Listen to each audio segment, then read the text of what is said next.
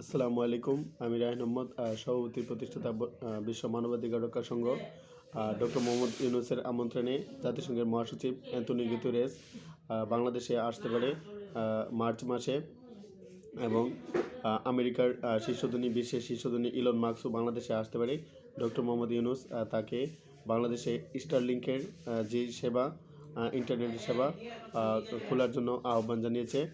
বাংলাদেশে স্টারলিংকের সেবা শুরু হলে বাংলাদেশে ইন্টারনেটের যে ধীরগতি, সেই ধীরগতি কাটিয়ে যাবে, এবং সারা বিশ্বের মতো বাংলাদেশের, উন্নত বিশ্বের মতো বাংলাদেশেও ইন্টারনেট ব্যবহারকারীগণ বিশ্বের সকল উন্নত দেশের মতো দ্রুতগতির ইন্টারনেট পাবে। ফলে তাদের যে ভোগান্তি, এইগুলো দূর হবে। আমি ব্যক্তিগতভাবে বিশ্ব মানবাধিকার রক্ষা সংঘ, world human rights preservation organisation এবং রায়হান আহমদ একাডেমির মাধ্যমে সারা বিশ্বের সকল জীব, সকল প্রাণী ও সকল মানুষের মুক্তির জন্য কাজ চালিয়ে যাচ্ছি। বিশ্ব শান্তি, মানব কল্যাণ, মানবাধিকার ও ন্যায় বিচার প্রতিষ্ঠা করাই আমার জীবনের লক্ষ্য। বিশ্ব ব্রহ্মাণ্ডে মর্তালোকে সত্য, ন্যায়, শান্তি প্রতিষ্ঠার জন্য কাজ চালিয়ে যাচ্ছি।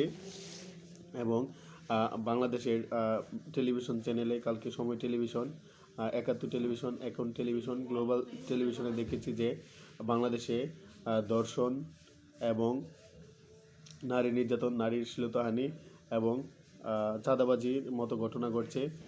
ডক্টর মোহাম্মদ ইউনূসকে ধর্ষণ, চাঁদাবাজি, গুম, খুন, বাংলাদেশে আইন শৃঙ্খলা কীভাবে উন্নত করা যায়, সেই জন্য আরও বেশি জোর দিতে হবে। বাংলাদেশের মাননীয় স্বরাষ্ট্র উপদেষ্টার সাথে হাসনাত আবদুল্লাহ বাসায় গিয়ে মিটিং করেছে। বাংলাদেশের স্বরাষ্ট্র উপদেষ্টা জাহাঙ্গীর আলম চৌধুরীকে আমি আহ্বান জানাই বাংলাদেশে আইন শৃঙ্খলা ফিরিয়ে আনার জন্য এবং শান্তি প্রতিষ্ঠার জন্য কাজ করুন। এবং বাংলাদেশের আইন উপদেষ্টা ডক্টর আসিফ নজরুল এবং ডক্টর মোহাম্মদ ইউনূসকে আহ্বান জানাই বাংলাদেশের শান্তি শৃঙ্খলা কীভাবে ফিরিয়ে আনা যায় সেই জন্য দ্রুত পদক্ষেপ নিন, এবং বিশ্ব শান্তি, মানব কল্যাণ ও মানবাধিকার ও ন্যায় বিচার প্রতিষ্ঠার জন্য কাজ চালিয়ে যাব। বিশ্বের সকল মানুষের মুক্তির জন্য কাজ চালিয়ে যাব, ইনশাল্লাহ।